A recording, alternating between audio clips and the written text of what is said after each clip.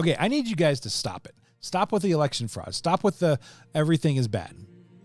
Now, I'm going to talk to you specifically about the thing that happened in Pennsylvania yesterday during the election.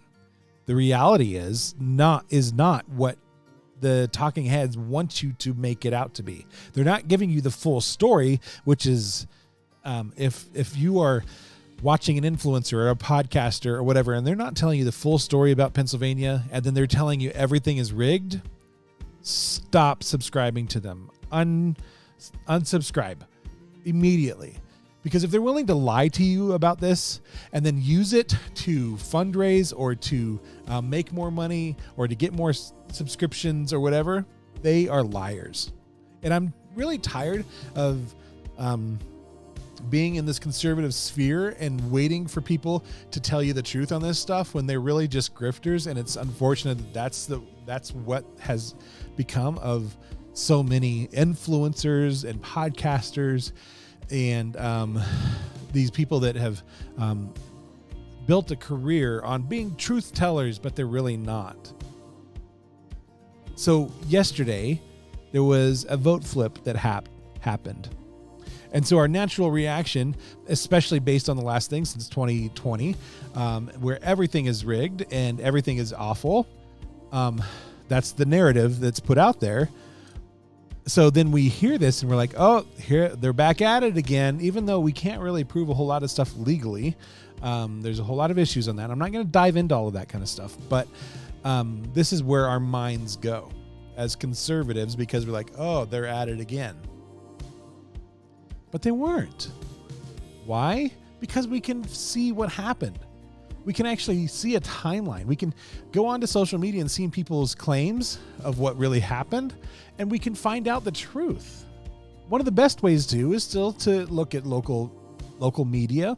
I know that we have issues with media, but there's always truth in that, and we need to look at some of these sources. And I think it's really important to know what really did happen. And so let's talk about that. I'm going to pull this screen up, and this is from the Lehigh Valley News, and they cover Allentown, Bethlehem, and Easton in PA. So the reality is, it was just a coding error or a labeling error. That's it. That's all it was. It was fixed immediately. They issued paper ballots instead of the electronic ballot, and they're investigating how it was mislabeled. Now, was that mislabeling nefarious? I don't know. I don't know enough yet to make that claim. But on the surface, at least initially, it looks like it was just a mistake at the most. A coding error, a mislabeling error. And I'm going to walk you through it here real quick. So the flaw in Northampton County's voting machines forced multiple polling places to turn into emergency paper ballots. So they fixed the issue right away once they knew that there was an error. A programming error with the voting machines caused the names of 2 state superior court judges up for retention to switch places. And that in and of itself, you should be like, oh, well, how did they switch places? Like, so they must be one person's good, one person's bad. No. How it works is you put a judge up. Do we want to retain their services or do we not? Yes or no. It's a yes or no vote. Now, what we're being told in social media and from these influencers is that the yes became no and the no became yes. No, that's not what happened. What happened was that they went in to the vote. They voted yes for one person and no for another, and then they would flip to the other person.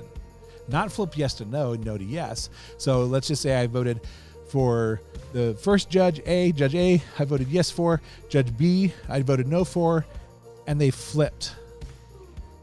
Now, that's a very convoluted coding thing for it to have, but also knowing that people are going to have their paper ballot printed or their proof of vote printed seems like a very foolish thing to do, because you can verify immediately what your vote is, and people did.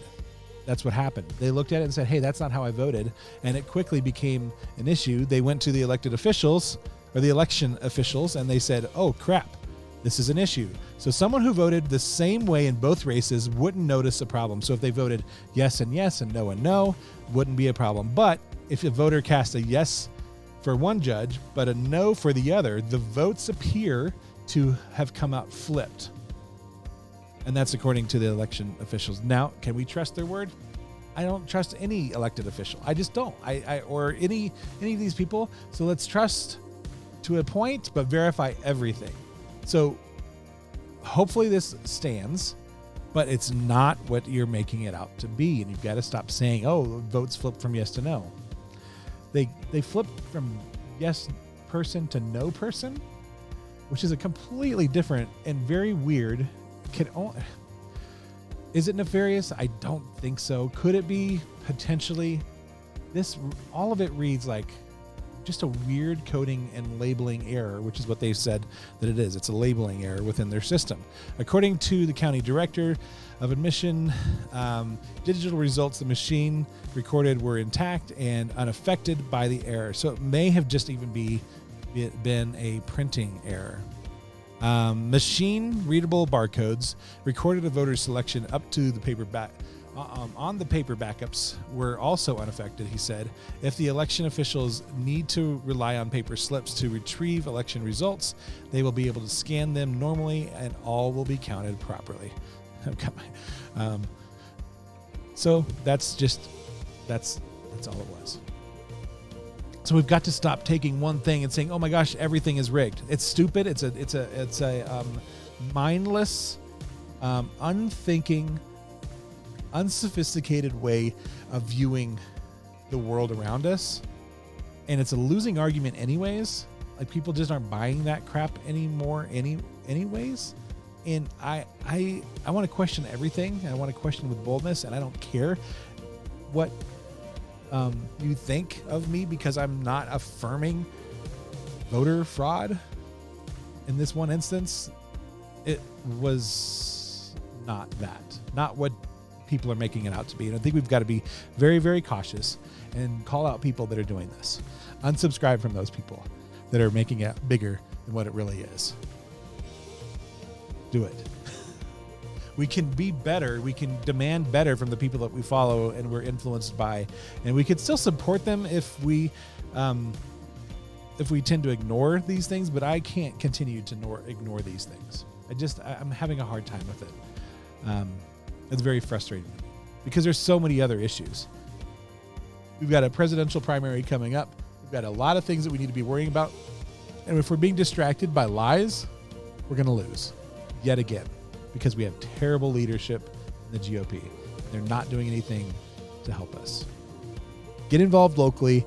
Make sure you're doing things on the ground level to affect things. We're never going to fix the country GOP, the country GOP, the national GOP, the RNC, until we get control of the local party. Here in Colorado, it's one of the worst I've seen. Organizationally, leadership-wise, and until that flips, until that changes, nothing's going to change. We've got to control and be influential within our local parties, our local school board races, and all of those things. And unfortunately, what we saw yesterday is we're just simply not doing our job. Demand better from your churches. Demand better from your pastors. Respectfully, do all of this stuff with respect. Go to them and say, hey, I'd like to have a conversation how we can be better in the future. But what we're experiencing now is not working. Is it working for you? It's not working for me. All right. I hope this helped clarify some stuff for you. We'll see you soon. My name's Paul Procise. Follow me on all the crap, and then comment and like and say, hey, I was here. I saw what you had to say, because engagement. All right. Bye.